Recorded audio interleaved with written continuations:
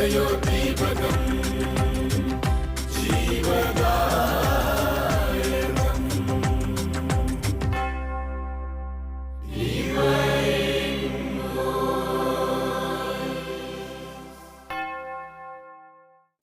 മിശിഹായ്ക്ക് സ്തുതിയായിരിക്കട്ടെ. Divine voice വചനവേദിയിലേക്ക് ലോകത്തെമ്പാടുമുള്ള പ്രേക്ഷകർക്ക് സുസ്വാഗതം. നിത്യരക്ഷയിലേക്ക് എന്നുള്ള ടൈറ്റിലിൽ നമ്മൾ ഈ ദിവസങ്ങളിൽ കാണുന്നത് ഈശോ രക്ഷ എന്ന വാക്കുപയോഗിച്ച് ജീവിതത്തിലേക്ക് തിരികെ കൊണ്ടുവന്ന സൗഖ്യം നൽകിയ ചേർത്ത് പിടിച്ച മനുഷ്യരെക്കുറിച്ചാണ്. 5 പേരാണ് ഉള്ളത്. അത് ആദ്യത്തേത് ബർത്തിമിയൂസ്, രണ്ടാമത് സക്കേവൂസ്, മൂന്നാമത് പാപിനിയായ സ്ത്രീ. ഇന്ന് നമ്മൾ കാണാനായിട്ട് പോകുന്നത് രക്തസ്രാവക്കാരിയായ സ്ത്രീയെക്കുറിച്ചാണ്. അതാണ് 4ാമത്തെ വ്യക്തി. ഇനിയുള്ളത് 10 കുഷ്ഠരോഗികളിൽ തിരികെ വന്ന് നന്ദി പറഞ്ഞ മനുഷ്യനാണ്. അങ്ങനെ 5 പേരോടാണ് ഈശോ നിങ്ങൾ രക്ഷ പ്രാപിച്ചിരിക്കുന്നു എന്നുള്ള വാക്കുപയോഗിച്ച് അവരുടെ ജീവിതത്തിൽ സൗഖ്യം നൽകുക. ഈശോ ഭൂമിയിലേക്ക് വന്നത് നമുക്കെല്ലാവർക്കും നിത്യരക്ഷ നൽകാനാണല്ലോ. അപ്പോൾ ആ നിത്യരക്ഷയിലേക്ക് കടന്നു ചെല്ലാനായിട്ട് എങ്ങനെ സാധിക്കുമെന്ന് നമ്മൾ ഈ 5 പേരെ ധ്യാനിച്ചുകൊണ്ട് പരിശ്രമിക്കുകയാണ്. എന്താണ് ഈ 5 പേരിൽ പൊതുവായിട്ടുണ്ടായിരുന്നത്? നമ്മുടെ ജീവിതവുമായിട്ട് ഇതിനെ ചേർത്ത് നിർത്തുമ്പോൾ എവിടെയൊക്കെയാണ് നമുക്ക് ഇതിനോട് റിലേറ്റ് ചെയ്യാൻ പറ്റുക? എങ്ങനെയൊക്കെയാണ് നമ്മുടെ ജീവിതത്തിലും ഈ നിത്യരക്ഷാനുഭവത്തിലേക്ക് കാലെടുത്ത് വയ്ക്കാനായിട്ട് സാധിക്കുക എന്ന് നമ്മൾ കാണാനായിട്ട് പരിശ്രമിക്കുകയാണ്. ഈ സുവിശേഷ ഭാഗം നമുക്ക് ശ്രവിക്കാം. ലൂക്കായുടെ സുവിശേഷം 8-ാം അധ്യായം 43 മുതൽ 48 വരെയുള്ള വചനങ്ങൾ. അപ്പോൾ 12 വർഷമായി രക്തസ്രാവം ഉണ്ടായിരുന്നവളും ആർക്കും സുഖപ്പെടുത്താൻ കഴിയാതിരുന്നവളുമായ ഒരു സ്ത്രീ പിന്നിലൂടെ വന്ന് അവൻ്റെ വസ്ത്രത്തിൻ്റെ വിളുമ്പിൽ സ്പർശിച്ചു. തൽക്ഷണം അവളുടെ രക്തസ്രാവം നിലച്ചു. യേശു ചോദിച്ചു, ആരാണ് എന്നെ സ്പർശിച്ചത്? ആരും മിണ്ടിയില്ല. അപ്പോൾ പത്രോസ് പറഞ്ഞു, ഗുരോ, ജനക്കൂട്ടം ചുറ്റും കൂടി നിന്നെ തിരക്കുകയാണല്ലോ. യേശു പറഞ്ഞു, ആരും എന്നെ സ്പർശിച്ചു? എന്നിൽ നിന്ന് ശക്തി നിർഗമിച്ചിരിക്കുന്നു എന്ന് ഞാൻ അറിയുന്നു. മറയ്ക്കാൻ സാധിക്കില്ലെന്ന് കണ്ടപ്പോൾ അവൾ വിറയലോടെ വന്ന് അവൻ്റെ കാൽക്കൽ വീണ് താൻ അവനെ എന്തിനു സ്പർശിച്ചുവെന്നും എങ്ങനെ പെട്ടെന്ന് സുഖമാക്കപ്പെട്ടു എന്നും എല്ലാ ജനങ്ങളുടെയും മുമ്പാകെ പ്രസ്താവിച്ചു. അവൻ അവളോട് പറഞ്ഞു, മകളെ, നിന്റെ വിശ്വാസം നിന്നെ രക്ഷിച്ചിരിക്കുന്നു. സമാധാനത്തോടെ പോവുക. പലപ്പോഴും ഈ സുവിശേഷ ഭാഗം നമ്മൾ വായിക്കുമ്പോൾ എത്രമാത്രം ഗൗരവത്തിൽ ഈ സ്ത്രീയുടെ ജീവിതാവസ്ഥ നമ്മൾ ഉൾക്കൊണ്ടിട്ടുണ്ട് എന്നതിൽ എനിക്ക് പലപ്പോഴും സംശയം തോന്നാറുണ്ട്. കാരണം നമ്മൾ മർക്കോസിൻ്റെ സുവിശേഷം വായിച്ചാൽ അല്പം കൂടി കൃത്യമായിട്ട് അവളുടെ അവസ്ഥയെക്കുറിച്ച് പറയുന്നുണ്ട്. ഇവിടെ പറയുന്നത് അവൾ കഴിഞ്ഞ 12 വർഷമായി രക്തസ്രാവക്കാരിയായിരുന്നു. ആർക്കും സുഖപ്പെടുത്താൻ സാധിക്കാത്തവളായിരുന്നു. മർക്കോസിൻ്റെ സുവിശേഷത്തിൽ പറയുന്നത് അവളുടെ സമ്പത്തെല്ലാം ചിലവഴിച്ചിട്ടും അവൾക്ക് സൗഖ്യം ലഭിച്ചില്ല എന്നുള്ളതാണ്. അപ്പോൾ ഒരാൾ കടന്നു പോകാൻ സാധ്യതയുള്ള ഏറ്റവും മോശമായ അവസ്ഥയിലാണ് ഈ രക്തസ്രാവക്കാരിയായ സ്ത്രീയുള്ളത്. 12 വർഷമായി, ഒരു വ്യാഴവട്ടക്കാലമായി അവൾക്ക് ഈ രോഗമുണ്ടായിട്ട് ആർക്കും സുഖപ്പെടുത്താൻ സാധിക്കുന്നില്ല. അതുപോലെ തന്നെ താൻ ഇന്ന് വരെ സമ്പാദിച്ച, തൻ്റെ കുടുംബം സമ്പാദിച്ചതെല്ലാം മരുന്നിന് വേണ്ടി ചെലവഴിച്ചു. ഇനി ചെലവഴിക്കാൻ പണവുമില്ലാത്ത അവസ്ഥ. ഏറ്റവും ദുരിതത്തിൽ നിൽക്കുന്ന ഒരു അവസ്ഥയിലാണ് ഈ രക്തസ്രാവക്കാരി സ്ത്രീ കർത്താവിനെ കാണുക. യഹൂദരെ സംബന്ധിച്ചിടത്തോളം രക്തസ്രാവം ഒരിക്കലും ഉൾക്കൊള്ളാൻ സാധിക്കാത്ത ഒരു രോഗമാണ്. അവർ അശുദ്ധരാണ്. രക്തസ്രാവമുള്ളവർ അശുദ്ധരാണ്. അവർ ആരെയും തൊടാൻ പാടില്ല, അവർ ദേവാലയങ്ങളിൽ പ്രവേശിക്കാൻ പാടില്ല, പൊതുസ്ഥലത്ത് വരാൻ പാടില്ല. അങ്ങനെയൊക്കെ നിബന്ധനകൾ നിലനിൽക്കുന്ന സ്ഥലമാണ്. അവരെ തൊട്ടാലും അശുദ്ധിയാണ്. അങ്ങനെയെങ്കിൽ ഈ സ്ത്രീ കടന്നു പോകുന്ന വഴി എത്രമാത്രം മുള്ളുകൾ നിറഞ്ഞതാകും. ജോലി കഴിഞ്ഞു വരുന്ന തൻ്റെ ഭർത്താവിന് ഒരു ഗ്ലാസ് കാപ്പി ഉണ്ടാക്കി കൊടുക്കാനായിട്ട് അവൾക്ക് സാധിക്കില്ല. കാരണം അവൾ തൊട്ടാൽ അശുദ്ധമാണ്. തൻ്റെ കുഞ്ഞുങ്ങൾക്ക് ഒരു നേരം ഭക്ഷണം ഉണ്ടാക്കി കൊടുക്കാൻ സാധിക്കില്ല. അതുപോകട്ടെ, അവരെ ഒന്ന് ചേർത്ത് പിടിക്കാനോ ചുംബിക്കാനോ സാധിക്കില്ല. അവളുടെ ഭവനത്തിൽ അവൾക്ക് കഴിയാൻ സാധിക്കില്ല. മക്കളുടെ കൂടെ ഒരു യാത്രയ്ക്ക് പോകാൻ സാധിക്കില്ല. എല്ലാവരുടെയും കൂടെ ഇരുന്ന് ഒരു നേരം ഭക്ഷണം കഴിക്കാൻ പോലും സാധിക്കാത്ത വിധത്തിലാണ് യഹൂദ പരിസരങ്ങളുള്ളത്. അങ്ങനെയെങ്കിൽ രക്തസ്രാവം എന്നുള്ളത് ശരിക്കും വാക്കിൻ്റെ വാച്യാർത്ഥത്തിലുള്ളതുപോലെ രക്തം നഷ്ടപ്പെടുന്ന, ജീവൻ നഷ്ടപ്പെടുന്ന അവസ്ഥയാണ്. കഴിഞ്ഞ 12 വർഷമായി അവളുടെ ജീവിതം നഷ്ടപ്പെട്ടുകൊണ്ടിരിക്കുകയാണ്. കഴിഞ്ഞ 12 വർഷങ്ങളായിട്ട് അവൾക്ക് ജീവിതമില്ലാത്ത അവസ്ഥയാണ്. ഇനി എത്ര നാൾ ഇങ്ങനെ മുൻപോട്ട് പോകാൻ സാധിക്കുമെന്ന് അവൾക്കറിയില്ല. ഇത്രമാത്രം സങ്കടത്തിൻ്റെ വഴികളിലൂടെ അവൾ സഞ്ചരിക്കുമ്പോൾ എല്ലാ പ്രതീക്ഷകളും നഷ്ടപ്പെട്ട അവളുടെ മുമ്പിൽ ആകെ പ്രതീക്ഷയായിട്ടുള്ളത് ക്രിസ്തുവാണ്. അവൾ ക്രിസ്തുവിനെ കാണാനായിട്ട് എത്തിച്ചേരുന്നു. ഇനി ക്രിസ്തുവല്ലാതെ ആർക്കും അവളുടെ ജീവിതത്തിൽ എന്തെങ്കിലും ചെയ്യാനായിട്ട് സാധിക്കില്ല എന്ന് അവൾക്ക് തിരിച്ചറിവുണ്ട്. അവൾ വരുന്നത് വളരെയധികം റിസ്ക് എടുത്തുകൊണ്ടാണ്. കാരണം അവൾക്ക് ഇങ്ങനെ ഒരു രോഗാവസ്ഥയുണ്ട് എന്നറിഞ്ഞാൽ അവൾ മറ്റുള്ളവരെ അശുദ്ധിയുള്ളവരാക്കുമെന്നുള്ളത് കൊണ്ട് തന്നെ അവൾക്ക് വേണമെങ്കിൽ അപായം ഉണ്ടാകാം. അവൾക്ക് ചിലപ്പോൾ ആരെങ്കിലും കല്ലെടുത്തെറിയാനൊക്കെ സാധ്യതയുണ്ട്. പക്ഷേ അതിനെല്ലാം അവഗണിച്ചുകൊണ്ട് ക്രിസ്തുവിനെ കാണാനായിട്ട് അവൾ എത്തിച്ചേരുകയാണ്. കാരണം ക്രിസ്തുവിന് മാത്രമേ തന്നെ രക്ഷിക്കാൻ സാധിക്കുകയുള്ളൂ എന്ന് അവൾ തിരിച്ചറിയുന്നു. കേരളത്തിൻ്റെ സംസ്ഥാന പക്ഷിയാണ് വേഴാമ്പൽ. വേഴാമ്പൽ മുട്ടയിടാനായിട്ട് തയ്യാറെടുക്കുമ്പോൾ വേഴാമ്പലിന് എപ്പോഴും ഒരു പങ്കാളി മാത്രമേ ഉണ്ടാവുള്ളൂ. ജീവിതകാലം മുഴുവൻ ഒരു പക്ഷിയെ മാത്രം, ആൺപക്ഷി പെൺപക്ഷി, അവരെപ്പോഴും ഒന്ന് തന്നെയായിരിക്കും. സാധാരണ പക്ഷികൾ പ്രജനനകാലത്ത് പുതിയ ഇണകളെ തേടുമ്പോൾ വേഴാമ്പൽ എപ്പോഴും ഒരു ഇണയെ തന്നെയാണ് ജീവിതകാലം മുഴുവൻ കൊണ്ടു നടക്കുക. അപ്പോൾ മുട്ടയിടാറാകുമ്പോൾ പെൺപക്ഷി മരത്തിൻ്റെ പൊത്തിനുള്ളിൽ കയറി മുട്ടയിടാനായിട്ടുള്ള കാര്യങ്ങൾ സജ്ജീകരിക്കുന്നു. ആൺപക്ഷിയും പെൺപക്ഷിയും കൂടി ഈ വൃക്ഷത്തിൻ്റെ ഈ അവരിയ്ക്കുന്ന കൂടുണ്ടാക്കുന്ന ആ പൊത്തിനെ ചെളിയും മണ്ണൊക്കെ ഉപയോഗിച്ച് അടച്ചു കളയും. പിന്നെ ചെറിയ ഒരു ദ്വാരം മാത്രമേ ഉണ്ടാവുള്ളൂ. അതിലൂടെയാണ് ഭക്ഷണം കൊടുക്കുക. ഉള്ളിലിരിക്കുന്ന പെൺപക്ഷിക്കും മുട്ട വിരിഞ്ഞുണ്ടാകുന്ന കുഞ്ഞിനും ഭക്ഷണം കൊടുക്കണമെങ്കിൽ ആൺപക്ഷി തിരിച്ചു വന്നേ മതിയാകൂ. ഏതെങ്കിലും കാരണം കൊണ്ട് ആൺപക്ഷി അപായപ്പെട്ടു പോയാൽ, ചത്തുപോയാൽ പെൺപക്ഷിയും കുഞ്ഞും അതിനുള്ളിലിരുന്ന് ചത്തുപോകാനാണ് സാധ്യത. ഇതുപോലെയാണ് മനുഷ്യൻ്റെ ജീവിതം. ക്രിസ്തു കടന്നു വന്നാൽ മാത്രമേ, അവൻ കൊടുത്താൽ മാത്രമേ, അവൻ സ്പർശിച്ചാൽ മാത്രമേ, അവൻ നമ്മുടെ ജീവിതത്തിൽ ഇടപെട്ടാൽ മാത്രമേ നമ്മുടെ ജീവിതത്തിന് മാറ്റമുണ്ടാവുകയുള്ളൂ, നമ്മുടെ ജീവിതം സമൃദ്ധമാവുകയുള്ളൂ എന്ന് നമ്മൾ തിരിച്ചറിയണം. ഇവിടെ രക്തസ്രാവക്കാരിയായ സ്ത്രീ ക്രിസ്തുവിനെ മാത്രം പ്രതീക്ഷിച്ചുകൊണ്ട് അവിടേക്ക് വരികയാണ്. ക്രിസ്തു കടന്നു പോകുന്ന വഴിയിൽ പ്രതീക്ഷയോടെ അവളും എത്തിച്ചേരുകയാണ്. എന്തുകൊണ്ടാണ് അവൾ കർത്താവിൻ്റെ വസ്ത്രത്തിൻ്റെ വിളിമ്പിൽ സ്പർശിച്ചത്? ക്രിസ്തുവിനെ സ്പർശിക്കാൻ അവൾക്ക് ധൈര്യമില്ലായിരുന്നു. കാരണം അവൾ ക്രിസ്തുവിനെ അശുദ്ധിയുള്ളവളാക്കും എന്നുള്ള ചിന്തയുണ്ടായിരുന്നത് കൊണ്ടാണ് വസ്ത്രത്തിൻ്റെ വിളിമ്പിൽ സ്പർശിക്കാനായിട്ട് അവൾ തയ്യാറാകുന്നത്. അവൾ വിളിമ്പിൽ സ്പർശിച്ച അതേ സമയത്ത് അവളുടെ രക്തസ്രാവം നിലയ്ക്കുന്നു. അവൾ ശരീരത്തിൽ സൗഖ്യം അനുഭവിക്കുന്നവളായിട്ട് മാറുന്നു. സൗഖ്യാനുഭവം ഉണ്ടായ അവൾ എത്രയും വേഗം തിരിച്ചു പോകാനായിട്ട് ആഗ്രഹിച്ചിട്ടുണ്ടാകണം. ഇവിടെയാണ് സംഭവങ്ങളുടെ ട്വിസ്റ്റ്. തന്നിൽ നിന്ന് ശക്തി പ്രവഹിച്ചു എന്നറിഞ്ഞ ഈശോ എന്താണ് സംഭവിച്ചത് എന്ന്, തന്നെ ആരാണ് സ്പർശിച്ചത് എന്ന് അറിയാനായിട്ട് ആഗ്രഹിക്കുന്നു. മറ്റു വഴികളില്ലാതെ രക്ഷപ്പെടാനായിട്ട് സാധിക്കില്ലെന്ന് മനസ്സിലാക്കിയ സ്ത്രീ അവൾ ഒരു കുമ്പസാരം നടത്തുകയാണ്. താൻ എങ്ങനെയാണ് ഇത്രയും കാലം കടന്നുപോയതെന്നും ഇപ്പോൾ തനിക്ക് എന്താണ് സംഭവിച്ചതെന്നും എല്ലാം അവരുടെ മുമ്പിൽ വെച്ച് തുറന്നു പറയുകയാണ്. നമുക്കൊരു പക്ഷേ ചെറിയ ഒരു സന്ദേഹം ഉണ്ടാകാം. ഇത്രമാത്രം ബുദ്ധിമുട്ടുള്ള ഒരു അസുഖത്തെക്കുറിച്ച് ഒരു ജനക്കൂട്ടത്തിന് മുമ്പിൽ വെച്ച് കർത്താവ് എന്തിനാണ് ചോദ്യം ചെയ്തത്? അവളെ പോകാനായിട്ട് അനുവദിക്കാമായിരുന്നില്ലേ എന്ന് നമുക്ക് തോന്നും. ഉത്തരവും ഈ സൗഖ്യത്തിൻ്റെ അവസാന ഭാഗത്ത് കർത്താവ് കൊടുത്തിട്ടുണ്ട്. അവൾ കർത്താവിനെ സ്പർശിച്ച് സൗഖ്യവുമായിട്ട് പോയിരുന്നെങ്കിൽ അവൾക്ക് ലഭിക്കുന്നത് സൗഖ്യം മാത്രമായിരിക്കും. ഇവിടെ ഇതാ ക്രിസ്തു അവൾക്ക് സൗഖ്യം മാത്രമല്ല, അതിനേക്കാളും ഒത്തിരി മടങ്ങ് വിലയുള്ള രക്ഷ കൂടി നൽകുകയാണ്. അവളെ രക്ഷപ്പെടുത്തിയാണ്, രക്ഷ നൽകിയാണ് അവളെ തിരിച്ചയക്കുക. ഈശോ അവളോട് വളരെ കാരുണ്യത്തോടു കൂടി, അതിലുപരി വളരെ സ്നേഹത്തോടു കൂടി അവളെ ചേർത്ത് പിടിക്കുകയാണ്. അവളോട് പറയുകയാണ്, മകളെ. അവൾ വിളിക്കുന്നത് മകളെ എന്നാണ്.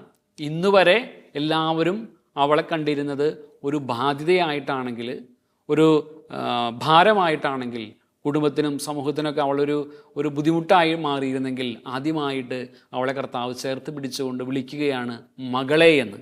മകളെ, നിൻ്റെ വിശ്വാസം നിന്നെ രക്ഷിച്ചിരിക്കുന്നു, സമാധാനത്തോടെ പോവുക.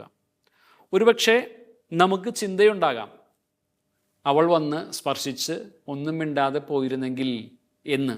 കാരണം ആളുകളുടെ മുമ്പിൽ വെച്ച് ഒന്നും തൻ്റെ ഈ രോഗാവസ്ഥയെക്കുറിച്ച് അവളൊന്നും ഏറ്റുപറയേണ്ടതായിട്ടുണ്ടായിരുന്നില്ലല്ലോ എന്ന് നമുക്ക് വേണമെങ്കിൽ ചിന്തിക്കാം. പക്ഷേ കർത്താവിനെ എല്ലാവരുടെയും മുമ്പിൽ വെച്ച് ഏറ്റുപറയാൻ തയ്യാറായതുകൊണ്ടാണ്, താൻ കടന്നു വന്ന കനൽ വഴികൾ എന്തൊക്കെയാണെന്ന് തിരിച്ചറിഞ്ഞുകൊണ്ട് താൻ എങ്ങനെയാണ് സൗഖ്യം പ്രാപിച്ചത് എന്ന് അവൾ ഏറ്റുപറയാൻ തയ്യാറായതുകൊണ്ടാണ് അവൾക്ക് രക്ഷ അനുഭവവേദ്യമായത്. പലപ്പോഴും നമുക്കും ഇതുപോലെ എളുപ്പവഴികളിലൂടെ ക്രിയ ചെയ്യാനായിട്ട് ഇഷ്ടമുണ്ട്. കൃപ സ്വീകരിക്കാൻ നമുക്കിഷ്ടമാണ്, അത്ഭുതങ്ങൾ കാണാൻ ഇഷ്ടമാണ്, അടയാളങ്ങൾ സ്വീകരിക്കാൻ നമുക്കിഷ്ടമാണ്. പക്ഷേ പ്രഘോഷിക്കാൻ, സാക്ഷ്യം നൽകാനായിട്ട് പലപ്പോഴും നമുക്ക് ബുദ്ധിമുട്ടാണ്. ഞാൻ എങ്ങനെയാണ് സാക്ഷ്യമായിട്ട് മാറേണ്ടതെന്ന് ഈ രക്തസ്രാവക്കാരിയായ സ്ത്രീ ഇന്ന് നമ്മളെ പഠിപ്പിക്കുകയാണ്. അവളുടെ അസുഖം ഇത്രമാത്രം സ്വകാര്യമായൊരു അസുഖമായിരുന്നിട്ടും മറ്റുള്ളവരുടെ മുമ്പിൽ പറയാൻ വളരെയധികം ബുദ്ധിമുട്ടുണ്ടായിരുന്നിട്ട് പോലും തൻ്റെ ജീവിതത്തിൽ ക്രിസ്തു എങ്ങനെയാണ് പ്രവർത്തിച്ചത് എന്ന് പറയാനുള്ള വലിയ ആർജവം അവൾ കാണിക്കുന്നു. സാക്ഷ്യമായിട്ട് അവളത് ഏറ്റുപറയുകയാണ്. അതിന് പ്രതിഫലമായിട്ട് അവൾക്ക് നൽകുന്നത് കർത്താവ് രക്ഷയാണ്. രക്ഷാനുഭവങ്ങളിൽ പങ്കെടുത്ത എല്ലാവരും ഉപേക്ഷ വരുത്തിയവരായിട്ട് നമ്മൾ കാണുന്നുണ്ട്. രക്തസ്രാവക്കാരിയായ സ്ത്രീ എന്താണ് ഉപേക്ഷിച്ചത്? ബർത്തിമീസ് പുറങ്കുപ്പായ ഉപേക്ഷിച്ചു, സക്കേവൂസ് പണം ഉപേക്ഷിച്ചു, പാപിനിയായ സ്ത്രീ വെൺകൽഭരണി ഉപേക്ഷിച്ചു. എന്താണ് നമ്മുടെ രക്തസ്രാവക്കാരിയായ സ്ത്രീ ഉപേക്ഷിച്ചത്? അവൾ ഉപേക്ഷിച്ചത് സാക്ഷ്യപ്പെടുത്താനുള്ള, അല്ലെങ്കിൽ തൻ്റെ രോഗാവസ്ഥ ഏറ്റുപറയാതിരിക്കാനുള്ള ഒരു സാധ്യതയായിരുന്നു. അവൾക്ക് വേണമെങ്കിൽ സൗഖ്യം വാങ്ങി ഒന്നും മിണ്ടാതെ പോകാമായിരുന്നു.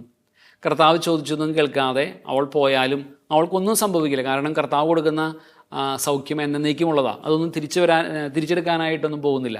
അതുകൊണ്ട് തീർച്ചയായിട്ടും അവൾക്ക് സന്തോഷത്തോടു കൂടി തിരിച്ചു പോകാമായിരുന്നു. പക്ഷേ കർത്താവിൻ്റെ ചോദ്യം അവൾ അനുസരിക്കുകയാണ്. അതിലുപരിയായിട്ട് ഒന്നും മിണ്ടാതെ പോകാനുള്ള അവളുടെ ആ സാഹചര്യത്തെ അവൾ ഉപേക്ഷിച്ച് കർത്താവിനെ പ്രഘോഷിക്കാനുള്ള ഒരു അവസരം അവൾ സൃഷ്ടിച്ചെടുക്കുകയാണ്.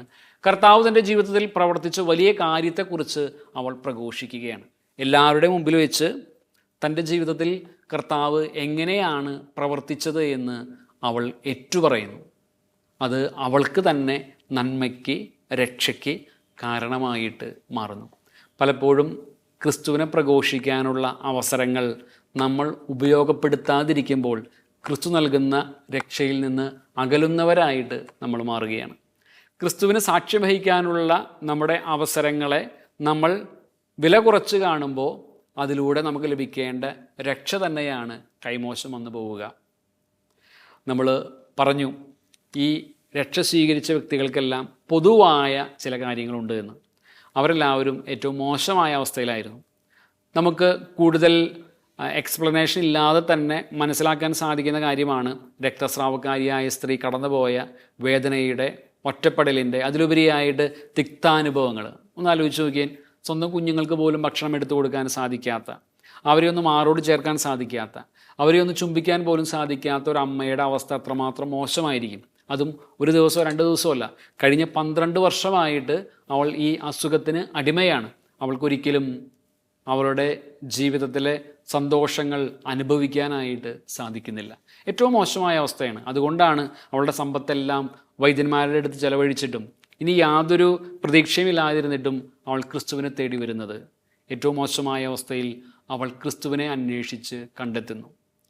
ക്രിസ്തുവിനെ അന്വേഷിച്ച് കണ്ടെത്തുമ്പോൾ അവൾ ക്രിസ്തുവിനെ കാണാനായിട്ട് അതിയായിട്ട് ആഗ്രഹിച്ചു. എത്രമാത്രം ത്യാഗങ്ങൾ സഹിച്ചുകൊണ്ട്, അല്ലെങ്കിൽ സഹനങ്ങൾ ഏറ്റെടുത്തുകൊണ്ടാണ് അവൾ ക്രിസ്തുവിനെ കാണാനായിട്ട് വന്നത്. മറ്റുള്ളവരറിഞ്ഞാൽ തനിക്ക് അപായമുണ്ടാകുമെന്ന്, തനിക്ക് അപകടം സംഭവിക്കുമെന്ന് അവൾക്കറിയാം. എന്നിട്ട് പോലും ക്രിസ്തുവിനെ കാണാനുള്ള ആ വലിയ ആഗ്രഹം അവളിൽ എപ്പോഴും നിലനിന്നിരുന്നു. അവൾ ക്രിസ്തുവിനെ കാണാനായിട്ട് റിസ്ക് എടുത്തുകൊണ്ടും കർത്താവിൻ്റെ മുമ്പിലേക്ക് എത്തുകയാണ്. അതിനുശേഷം അവൾ ക്രിസ്തുവിൻ്റെ അരികിലേക്ക് എത്താനുള്ള അവളുടെ പ്രശ്നങ്ങളെ അതിജീവിക്കുന്നു. താൻ സ്പർശിച്ചാൽ ക്രിസ്തു അശുദ്ധനാകുമെന്ന് അവൾക്ക് വേണമെങ്കിൽ ചിന്തിക്കാം. അല്ലെങ്കിൽ താൻ അശുദ്ധയായതുകൊണ്ട് മറ്റുള്ളവരെ സ്പർശിച്ച് അതും ബുദ്ധിമുട്ടാകുമെന്ന് വേണമെങ്കിൽ അവൾക്ക് ചിന്തിക്കാം. അല്ലെങ്കിൽ മറ്റുള്ളവർ എങ്ങനെയാണ് തന്നെ സമീപിക്കുകയെന്ന് അതിനെക്കുറിച്ച് അവൾക്ക് സങ്കടമോ അല്ലെങ്കിൽ സംശയമോ ഉണ്ടാകാം. പക്ഷെ ഇതൊന്നും ക്രിസ്തുവിൻ്റെ അരികിലെത്താനായിട്ട് അവൾക്ക് തടസ്സമാകുന്നില്ല. അവൾ ക്രിസ്തുവിൻ്റെ അരികിലേക്ക് ഓടിയെത്തുകയാണ്. ഞാൻ നേരത്തെ പറഞ്ഞതുപോലെ ഒരു കുഞ്ഞ് തൻ്റെ മാതാപിതാക്കളെ കാണുമ്പോൾ ഓടി വരുന്നത് പോലെ അവൾ ക്രിസ്തുവിൻ്റെ അരികിലേക്ക് ഓടിയെത്തുകയാണ്. പലപ്പോഴും നമുക്ക് തോന്നും നമ്മൾ ഓരോരുത്തരുമാണ് ക്രിസ്തുവിനെ അന്വേഷിച്ച് പോകുന്നത് എന്ന്. ഇവിടുത്തെ നമ്മൾ ഈ ദിവസങ്ങളിൽ കണ്ട ഓരോരുത്തരും, ബർത്തിമീസ് ആയാലും സക്കേവൂസ് ആയാലും പാപിനിയായ സ്ത്രീ ആയാലും അതുപോലെ തന്നെ നമ്മുടെ ഇന്നത്തെ രക്തസ്രാവക്കാരിയായ സ്ത്രീ ആയാലും അവരെല്ലാവരും ക്രിസ്തുവിനെ അന്വേഷിച്ചു പോയി എന്ന് നമുക്ക് തോന്നാം. തീർച്ചയായിട്ടും മനുഷ്യൻ്റെ ഭാഗത്തു നിന്ന് അങ്ങനെ ഒരു ഇനീഷ്യേറ്റീവ് ആവശ്യമാണ്. പക്ഷെ ശരിക്കും മനുഷ്യനാണോ പോയത്, ദൈവമാണോ വന്നത്? അവർക്ക് എത്തിച്ചേരാൻ സാധിക്കുന്ന ഇടങ്ങളിലേക്ക് കർത്താവ് വന്നു നിൽക്കുകയായിരുന്നു. പാപിനിയായ സ്ത്രീ, അവൾക്കൊരിക്കലും കർത്താവിനെ അന്വേഷിച്ചു പോകാൻ സാധിക്കുകയില്ല. അതുകൊണ്ട് കർത്താവ് നമ്മുടെ ഫരിസേയൻ്റെ വീട്ടിൽ ഭക്ഷണത്തിനായിട്ട് വരികയാണ്. ഇവിടെ രക്തസ്രാവക്കാരിയായ സ്ത്രീ ഈ വഴിയിലൂടെ കർത്താവ് കടന്നു പോയാൽ തനിക്ക് സമീപിക്കാൻ സാധിക്കുമെന്നറിയാവുന്നത് കൊണ്ട് കർത്താവ് അവിടേക്ക് എത്തുകയാണ്. സിക്കമൂറിന് മുകളിലിരിക്കുന്ന സക്കേവൂസിനെ കർത്താവ് കാണുകയാണ്. അന്ന് ജെറീക്കോയിലൂടെ കർത്താവ് കടന്നു വന്നത് ബർത്തിമീസിനെ കാണാൻ വേണ്ടി തന്നെയാണ്. അപ്പോൾ മനുഷ്യൻ കർത്താവിനെ കാണാനായിട്ട് ഒരു സ്റ്റെപ്പ് എടുക്കുമ്പോൾ ദൈവം മനുഷ്യൻ്റെ അരികിലേക്ക് 100 സ്റ്റെപ്പ് എടുക്കുന്നതായിട്ട് നമുക്ക് മനസ്സിലാക്കാനായിട്ട് സാധിക്കും. ഈശോ പാപിനിയായ സ്ത്രീയെ അന്വേഷിച്ച് കണ്ടെത്തുന്ന അനുഭവമാണ്. അവൾ തീർച്ചയായിട്ടും കർത്താവിൻ്റെ പിന്നാലെ പോയെങ്കിലും കർത്താവും അവളെ അന്വേഷിച്ച് വരുന്നുണ്ടായിരുന്നു. രണ്ടുപേരുടെയും സമാഗമമായിട്ട് നമുക്കതിനെ കാണാം. എപ്പോഴും നമ്മുടെ ജീവിതത്തിൽ ഇത് തന്നെയാണ് സംഭവിക്കുക. പലപ്പോഴും നമ്മൾ വിചാരിക്കും നമ്മളാണ് ക്രിസ്തുവിനെ അന്വേഷിച്ച് പോകുന്നത് എന്ന്. നമ്മൾ ക്രിസ്തുവിനെ അന്വേഷിച്ച് പോവുകയല്ല, മറിച്ച് ക്രിസ്തുവും നമ്മളും പരസ്പരം കണ്ടുമുട്ടുകയാണ് ചെയ്യുന്നത്. ഈ രക്ഷാനുഭവങ്ങളിലൂടെ കടന്നു പോകുമ്പോൾ നമ്മൾ കാണാൻ സാധിക്കുന്നത് അത് തന്നെയാണ്.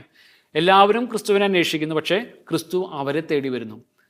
ഒറ്റയാക്കപ്പെട്ട, അവഗണിക്കപ്പെട്ട, ആരോരുമില്ലാത്ത മനുഷ്യനെ തേടി വരുന്ന ക്രിസ്തു, തൻ്റെ ആലയിൽ നിന്ന് അഴിഞ്ഞുപോയ, തൻ്റെ ആലയിൽ തിരിച്ചു കയറാൻ സാധിക്കാത്ത വിധത്തിൽ ഉൾക്കാട്ടിലകപ്പെട്ട ആടിനെ തേടി പോകുന്ന ഇടയനെ പോലെ നമ്മളെ ഓരോരുത്തരെയും തേടി വരുന്ന ക്രിസ്തുവിനെയാണ് സുവിശേഷം കാണിച്ചു തരിക. അവസാനമായിട്ട് രക്തസ്രാവക്കാരിയായ സ്ത്രീ ക്രിസ്തുവിനെ കണ്ടുമുട്ടുന്നു. അവളുമായിട്ട് സംവദിക്കുന്നു. കർത്താവുമായിട്ട് അവൾ സംവദിക്കുകയാണ്. നിശബ്ദമാണ് ഏതാനും നിമിഷങ്ങളെങ്കിലും. കർത്താവ് അവളുമായിട്ട് സംസാരിക്കുമ്പോൾ അവൾ കൃത്യമായിട്ട് തൻ്റെ ജീവിതത്തിൽ കർത്താവ് എങ്ങനെയാണ് ഇടപെട്ടത് എന്ന് കൃത്യമായിട്ട് പറയുന്നുണ്ട്. ദൈവം എന്താണ് തന്നിൽ നിന്ന് ആഗ്രഹിക്കുന്നത് എന്ന് അവൾ തിരിച്ചറിയുന്നുണ്ട്. അതിനുശേഷം നവീകരിക്കപ്പെട്ട വ്യക്തിയായിട്ട്, കൂടുതൽ നന്മകൾ ഉള്ളവളായിട്ട് സൗഖ്യാനുഭവത്തിലേക്ക് അവൾ കടന്നു വരികയാണ്. അവൾ കർത്താവിന് മുമ്പിൽ കർത്താവിനെ മഹത്വപ്പെടുത്തിക്കൊണ്ട് സംസാരിക്കുന്നു. അതവൾക്ക് രക്ഷയ്ക്ക് കാരണമായിട്ട് മാറുകയാണ്. പ്രിയമുള്ളവരെ, ഒരുപക്ഷെ നമുക്കാർക്കും രക്തസ്രാവമൊന്നും ഉണ്ടാവില്ല. സ്വാഭാവികമായിട്ട് നമ്മൾ ആരോഗ്യമുള്ളവരായിരിക്കാം. പക്ഷേ ജീവൻ നഷ്ടപ്പെടുന്ന, ചോര നഷ്ടപ്പെടുന്ന അനുഭവങ്ങളിലൂടെ കടന്നു പോകുന്നവരായിരിക്കാം. ഓരോ ദിവസവും ആധ്യാത്മികമായിട്ട് നമുക്ക് നിത്യജീവൻ്റെ ചോര നഷ്ടപ്പെടുന്നുണ്ടാകാം. നമ്മൾ കൗദാശികമായ ജീവിതത്തിന് വില കൊടുക്കാതിരിക്കുമ്പോൾ, നമ്മുടെ ആധ്യാത്മിക ജീവിതത്തെക്കുറിച്ച് ഗൗരവമില്ലാതിരിക്കുമ്പോൾ, നമ്മുടെ വ്യക്തിപരമായ പ്രാർത്ഥന, ജപമാല, കുദാശകൾ ഇതെല്ലാം നമ്മൾ ലാഘവത്തോടുകൂടി സമീപിക്കുമ്പോൾ നമ്മൾ ചോര നഷ്ടപ്പെടുന്നവരാണ്, രക്തസ്രാവമുള്ളവരാണ്. ആർക്കും നമ്മൾ ഒരുപക്ഷെ ഒത്തിരി ധ്യാനങ്ങൾ സംബന്ധിച്ചിട്ടുണ്ടാകാം, ഒത്തിരി പ്രാർത്ഥനാനുഭവങ്ങളിലൂടെ കടന്നു പോയിട്ടുണ്ടാകാം. പക്ഷേ ഒന്നിനും നമ്മളെ പൂർണ്ണമായിട്ട് ഇന്ന് വരെ സുഖപ്പെടുത്താനായിട്ട് സാധിച്ചിട്ടുണ്ടാകുകയില്ല. നമ്മളും രക്തസ്രാവക്കാരിയായ സ്ത്രീയെപ്പോലെ രക്തം വാർന്നു പോകുന്നവരാകാം. മനസ്സിൽ, ആത്മാവിൽ, ഹൃദയത്തിൽ. ദൈവത്തിലേക്ക് എത്തിച്ചേരാനുള്ള നമ്മുടെ പരിശ്രമങ്ങളെ എപ്പോഴും തോൽപ്പിക്കുന്ന പാപങ്ങൾ ഒരുപക്ഷെ നമ്മുടെ ആത്മീയ ജീവിതത്തിൻ്റെ എല്ലാ നന്മകളെയും നഷ്ടപ്പെടുത്തി കൊണ്ടുപോകുന്നുണ്ടാകാം. ഇത് തിരിച്ചുവരവിൻ്റെ സമയമാണ്. വിശ്വാസത്തോടെ, പ്രതീക്ഷയോടെ കർത്താവിൻ്റെ സന്നിധിയിലേക്ക് അണയുവാൻ, കർത്താവിൻ്റെ സ്പർശനം സ്വീകരിച്ചുകൊണ്ട് സൗഖ്യാനുഭവത്തിലേക്ക് കടന്നു വരുവാൻ, അതുവഴി രക്ഷ സ്വീകരിക്കുന്നവരാകാൻ നമുക്ക് പരിശ്രമിക്കാം. ഇത് ഏറ്റവും സ്വീകാര്യമായ സമയമാണ്. കർത്താവ് കുഷ്ഠരോഗിയോട് ചോദിക്കുന്നുണ്ട്, നീ സൗഖ്യപ്പെടുവാനായിട്ട് ആഗ്രഹിക്കുന്നുണ്ടോ? ഇന്ന് ഈ നിമിഷം കർത്താവ് നമ്മോട് അതേ ചോദ്യം ചോദിക്കുകയാണ്. സൗഖ്യപ്പെടുവാൻ നീ ആഗ്രഹിക്കുന്നുണ്ടോ? പലപ്പോഴും സൗഖ്യപ്പെടുവാനായിട്ട് നമുക്ക് ആഗ്രഹമില്ലാത്തതാണ് നമുക്ക് രക്ഷാനുഭവങ്ങളിലേക്ക് പ്രവേശിക്കാനായിട്ട് തടസ്സമായിട്ടുള്ളത്. രക്തസ്രാവക്കാരിയായ സ്ത്രീ കർത്താവിനെ കാണാനായിട്ട് അതിയായി ആഗ്രഹിച്ച് അവളുടെ മുമ്പിലേക്ക് കടന്നു വന്നു. അവൾ അതിനുവേണ്ടി പരിശ്രമിച്ചു, അവൾക്കത് നേടിയെടുക്കാനായിട്ട് സാധിച്ചു. ഈ നിമിഷം നമുക്ക് നമ്മുടെ ജീവിതത്തെ കർത്താവിൻ്റെ കരങ്ങളിലേക്ക് കൊടുക്കാം. കർത്താവെ, നിൻ്റെ സൗഖ്യം, നിൻ്റെ സ്പർശനം ഞങ്ങൾക്ക് ആവശ്യമാണ് എന്ന് നമുക്ക് ഏറ്റുപറയാം. കർത്താവ് ആഗ്രഹിക്കുന്ന ജീവിത വിശുദ്ധിയിലേക്ക് പ്രവേശിക്കാൻ നമ്മളെ ഓരോരുത്തരെയും ശക്തിപ്പെടുത്തണമേ എന്ന് നമുക്ക് പ്രാർത്ഥിക്കാം. ഒരു നിമിഷം നമുക്ക് കണ്ണുകളടയ്ക്കാം, നമ്മുടെ നിയോഗങ്ങളെല്ലാം സമർപ്പിക്കാം. ഒരുപക്ഷെ രക്തസ്രാവക്കാരിയായ സ്ത്രീയെ പോലെ ശരീരത്തിൽ രക്തം നഷ്ടപ്പെടുന്ന അവസ്ഥയൊന്നും നമുക്കില്ലായിരിക്കാം. പക്ഷേ ആത്മീയ ജീവിതത്തിൻ്റെ ഓജസ്സും തേജസ്സും കൃപകളും നഷ്ടപ്പെടുന്ന അനുഭവങ്ങളുണ്ടാകാം. കുറേ കാലങ്ങളായി ആധ്യാത്മികമായിട്ട് നവീകരണമില്ലാത്തവരായിരിക്കാം നമ്മൾ. ആത്മീയ മേഖലകളിൽ നമുക്ക് പലപ്പോഴും സ്റ്റാഗ്നൻ്റ് ആയിട്ടുള്ള കെട്ടിക്കിടക്കുന്ന അവസ്ഥകളുണ്ടാകാം. വളർച്ചയില്ലാത്ത അവസ്ഥകളുണ്ടാകാം. തരിശനുഭവങ്ങളുണ്ടാകാം. എല്ലാം കർത്താവിൻ്റെ കരങ്ങളിലേക്ക് സമർപ്പിക്കാം.